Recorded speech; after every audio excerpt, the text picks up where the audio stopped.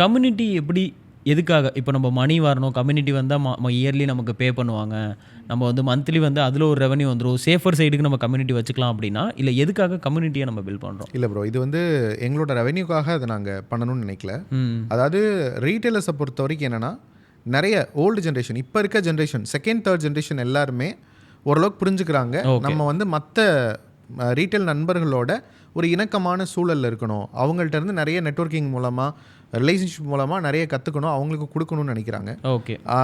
பழைய ஜென்ரேஷன் என்னென்னா எல்லாரையும் வந்து காம்படிஷனாக பார்ப்பாங்க, எதிரிகளாக பார்க்கக்கூடிய மனநிலையெலாம் இருக்குது. பட் ஒரு ஊரில் பிஸ்னஸ் பண்ணுறாங்கன்னா அவங்க ஒரு கம்யூனிட்டியாக இருந்தாங்கன்னா கண்டிப்பாக அதில் வந்து ஒரு பெரிய ஒரு வளர்ச்சி இருக்கும், நிறைய புதுமையான விஷயங்களை கற்றுக்க முடியும், ஒருத்தர் அனுசரித்து நடந்துக்க முடியும். ஓகே. நாங்கள் சூப்பர் ஸ்டார் ரீட்டைலர்ஸ் ஹப்பை ஏன் ஒரு கம்யூனிட்டியாக மாற்றணும்னு நினைக்கிறோன்னா, ரீட்டைலர்ஸ்க்கு அப்ஸ்கில் பண்ணணுன்றதான் என்னோட நோக்கம்.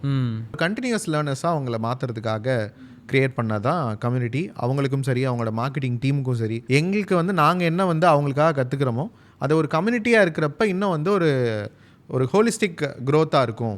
ஓகே. அப்படின்றதுக்காக we started